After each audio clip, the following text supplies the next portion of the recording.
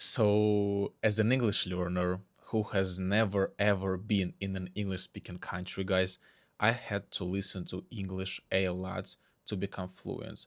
I was spending around like 5, 7 hours a day just at home listening to English, and eventually I started to understand native speakers almost 100%. So, if you use these methods I'm going to share today, you will definitely be able to understand all native speakers, no matter if it's American or British or Australian English, like I'm telling you. And I'm also going to share my favorite resources I used for listening, like my favorite YouTube channels, movies I watched, and music I listened to. Yeah, if you're completely new here, I'm Andrew. I'm a Russian native speaker. And on this channel, I basically share my personal experience of how I learned English from zero to fluency in just 2 years, learning completely by myself at home. I always get this question like how I learned English so relatively fast without moving abroad. And the truth is that listening was always my number one priority. Like it was number one skill I wanted to develop during the whole learning English journey. Because when I first started learning English, I was trying to master everything at once. Like I was doing a lot of grammar, I was doing a lot of vocabulary, just memorizing, studying actually. I was trying to be better at reading, at speaking, but to be honest, I got bored. I got bored and tired from doing that type of school studying. And that back in the days in the beginning, I decided that I don't want to study English so much, but I want to acquire it naturally. I want to learn how to do that. And the reason why I chose to focus on listening is because when you watch a lot of content that you actually enjoy and that you can understand pretty much, you can develop and other skills at the same time. Plus, it was easy to fit listening into my daily routine because like I'm student at university and I don't have much free time, but I could practice listening even while working, while cooking, while eating, while going to college, while being in the college, like during the boring lectures. So that's how I was getting so many hours of practice every day. And here are the exact four methods of learning I used. The first one is to watch one movie in English every day. Yeah, I had this kind of simple habit that every day before going to bed, when I already done my homework, I just turn off the light in the room, I lie in my bed, and I watch a movie in English or one episode, maybe 2, 3 episodes of a TV show in English. It takes around 1 or 2 hours. Guys, there is like very common problem I see nowadays is that when it comes to language learning, people think that it has to be difficult. Like if you're not struggling enough, you're not making progress. But apparently it's not true. Watching movies might seem like something lazy to do, but it is actually one of the most effective ways of learning if you do that right. First of all, let's talk about the right way to use subtitles.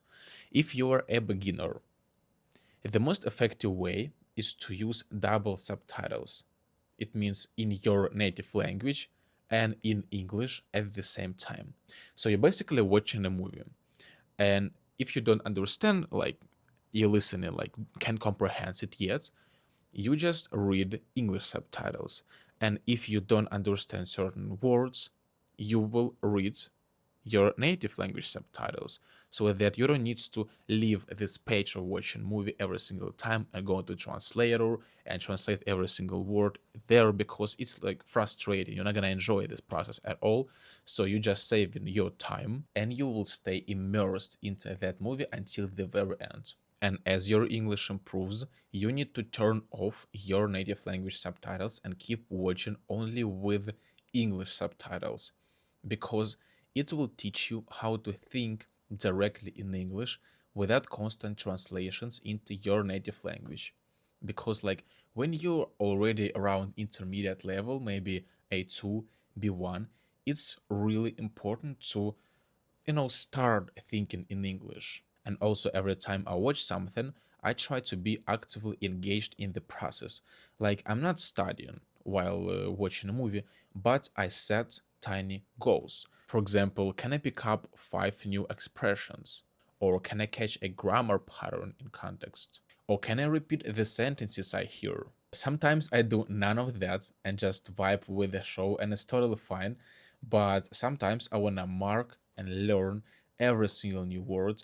I wanna repeat absolutely every sentence there, like doing shadowing. It just depends on my mood because it's basically a low pressure study time. And in terms of what to watch, I would recommend everybody try watching animated movies type like Madagascar, Minions, Shrek, Zootopia. Like there are hundreds of movies like that. You have already watched these movies 1,000 times when you were a kid. So you know the story of that movie. You will feel absolutely comfortable watching that movie. And plus English there is not that hard because the movie was made for kids. The second method I've been using is listening a lot of English music. You know, guys, I really like this quote. It sounds like to have another language is to have another soul. Something like that. It's basically to have new personality inside you. And that's true 100%. And I believe that music is basically a big part of your personality. Always. So when you are listening a lot of music in your target language, like in English, you are developing that new English personality inside you. That's my theory, and I really like that. And here are guys two practical tips how I use music. First of all, I always listen to music while doing vocabulary flashcards. And it's not just for fun, it's a scientific fact, I found it on Google, that hold on, that music helps you focus because it creates a steady rhythm that keeps your mind focused and prevents your thoughts from wandering during repetitive tasks. So if you want to learn more English words, try learn while listening to music. And another way I use music to learn English is by practicing with song lyrics. I just find the lyrics of the song I'm listening to. I read those lyrics while copying the way the singer pronounce all the words. So I basically practice listening because I listen to a song. I read them alone, and I also practice my speaking. And over time, you start understanding songs in English way easier because your listening skills get better. And if you want me to recommend songs to listen to, I would definitely recommend you guys to start with pop. I think pop is the best genre to practice your English. And to be honest, I also enjoy American hip hop, like Drake, Juice WRLD, Future, Travis Scott. Sometimes I also, practice reading fast in English, trying to sing those songs because they sing fast.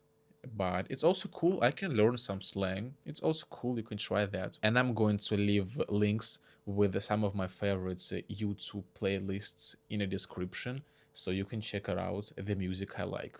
The next method I've been using is consuming a lot of English content on social media. It can be YouTube, Instagram Reels, TikToks, streams on Twitch, like basically anything you enjoy. And the idea is that instead of trying to find extra time during your day for listening practice, just keep watching your content but switch it in English content. Like a lot of people watch YouTube, for example, while eating, like I do every single time. And instead of watching videos in your native language, watch videos in English. Just by doing that, you can get extra 1 hour of English practice every single day while eating.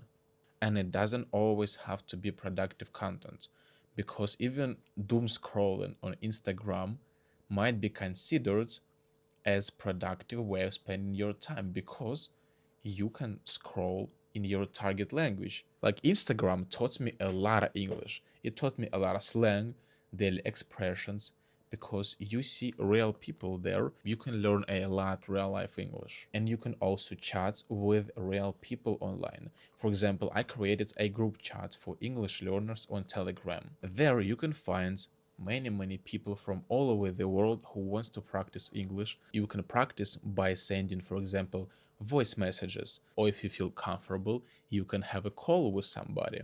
It will increase your confidence 100%, even if you're shy right now, because it's easier to speak with someone who also learns English, like you are on the same page and you will support each other. So you don't necessarily need to find that extra time to practice English because you are already on social media, you are already chatting with people, you already watch YouTube and scroll Instagram.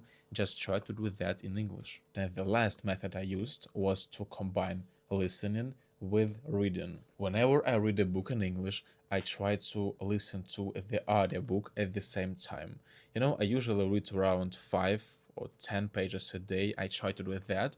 It's not a lot, but doing that consistently has really helped me. And there are a couple of reasons why I like doing this. First is that authors sometimes might use words that might sound weird or completely new to me, and I have no idea how to pronounce them. So while reading, I want to make sure I know how to pronounce certain words, and when I have the audiobook, I can listen to the correct pronunciation right now. And I also want to make sure that I don't get bored or distracted, so audiobook helps me stay focused. Plus, I always try to read them out loud along with the narrator I hear. So this way I basically practice three skills. Like I listen to the audiobook, I read, and I also speak. And guys, I also have this little rule I want to share with you that I want to read books that I understand. Like I want to understand around 80 to 90% of the text in the book. Because if you choose the book that is too hard for you, you will have to make pauses a lot just to translate the words in the book because you don't understand what is going on. Like you will break that flow of reading and you will not enjoy the process at all. And realistically, I don't even need to learn like that kind of C2 complicated vocabulary that you can see in hard books because I don't use C2 vocabulary in real life. I use simple English. That's why I want to read simple books to become better and better at using simple expressions. So yeah guys, I hope you enjoyed this video. I hope I helped someone to become better at learning languages. Yeah guys, don't forget that you can join the group chat on Telegram for English learners. And thank you so much. Love you all. Have a good day. See you.